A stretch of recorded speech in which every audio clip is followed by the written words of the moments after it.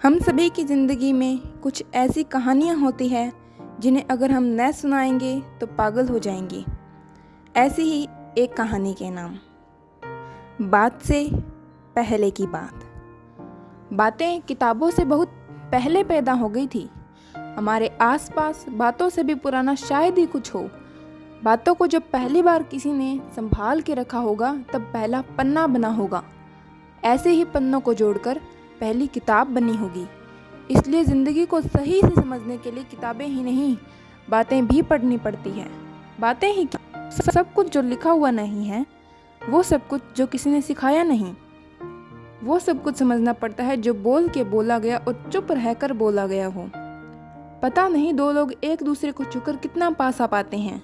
हाँ, लेकिन इतना तय है कि बोलकर अक्सर लोग छूने से भी ज़्यादा पास आ जाते हैं। इतना पास जहाँ छूकर ही नहीं जाया जा सकता हो। किसी को छूकर जहाँ तक पहुँचा जा सकता है वहाँ पहुँचकर अक्सर पता चलता है कि हमने तो साथ चलना भी शुरू नहीं किया था। मुझे मालूम नहीं था कि ये बातचीत शुरू होकर कहाँ जाएंगी। किसी भी बातचीत से पहले शायद किसी को पता होता हो, बात से ही कोई बात निकलती है और फिर कई बार बात दूर तक जाती है तो कई बार डक पर आउट हो जाती है।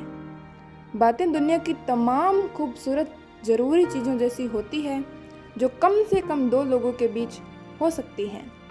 बातें हमारे शरीर का वो ज़रूरी हिस्सा होती है जिसको कोई दूसरा ही पूरा कर सकता है। अकेले बड़बड़ाया जा सकता है, पागल हुआ जा सकता है, बातें नहीं की जा सकती।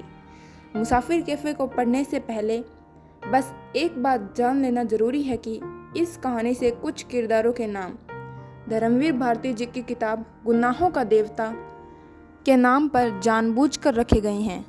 इस कोशिश को कहीं से भी ये न समझा जाए कि मैंने धर्मवीर भारती की किताब के आगे की कोई कहानी कहने की कोशिश की है। धर्मवीर भारती के सुधा चंद्र को मुसाफिर कैफ़े के सुधा चंद्र से जोड़कर न पढ़ा जाए।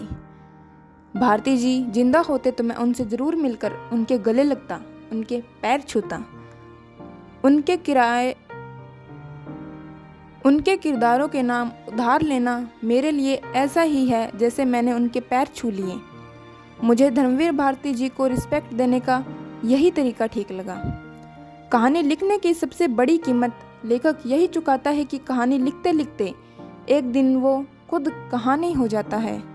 पता नहीं इससे पहले किसी ने ये कहा है या नहीं, लेकिन सब कुछ साफ साफ लिखना लेखक का काम थोड़े ना है।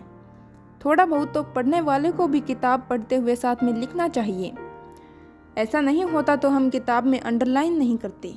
किताब की अंडरलाइन अक्सर वो फुल स्टॉप होता है जो लिखने वाले ने पढ़ने वाले के लिए छोड़ दिया होता है। अंडरलाइन करते ही किताब पूरी हो जाती है।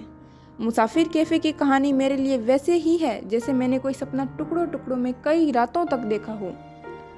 एक दिन सारे अधूरे सपनों के टुकड़ों ने जुड़कर कोई शक्ल बना ली हो। उन टुकड़ों को मैंने वैसे ही पूरा किया है जैसे आसमान देखते हुए हम तारों से बनी हुई शक्लें पूरा करते हैं। हम शक्लों में खाली जगह अपने हिसाब से भरते हैं। इसलिए दुनिया में किन्हीं भी दो लोगों को कभी एक सा आसमान नहीं दिखता। हम सबको अपना अपना आसमान दिखता है। बस ये आखिरी बात बोलकर मैं आपके और कहानी के बीच में नहीं आऊँगा। कहानियाँ कोई भी झूठ नहीं होती। या तो वे हो चुकी होती हैं, या वो हो रही होती हैं, या फिर वो होने वाली होती हैं। दिव्य प्रकाश दुबे, जून 2016, मुंबई। कैसे कहानी। हम पहले कभी मिले हैं? सुधा ने बच्चों जैसी शरारती मुस्कुराहट के साथ कहा। शायद कहाँ? मैंने पूछा। सुधा बोली, हो सकता है कि किसी किताब में मिले हों। लोग कॉलेज में, ट्रेन में, फ्लाइट में, बस में, लिफ्ट में, होटल में, कैफ़े में, तमाम जगहों पर कहीं भी मिल सकते हैं, लेकिन किताब में कोई कैसे मिल सकता है? मैंने पूछा। इस बार मेरी बात काटते हुए सुधा बोली, 2 मिनट के लिए मान लीजिए हम किसी ऐसी किताब की किरदार हो जो अभी लिखी ही नहीं गई हो तो। ये सुनकर मैंने चाय के कप से एक लंबी चुस्की ली और कहा, मजाक अच्छा कर लेती हैं आप।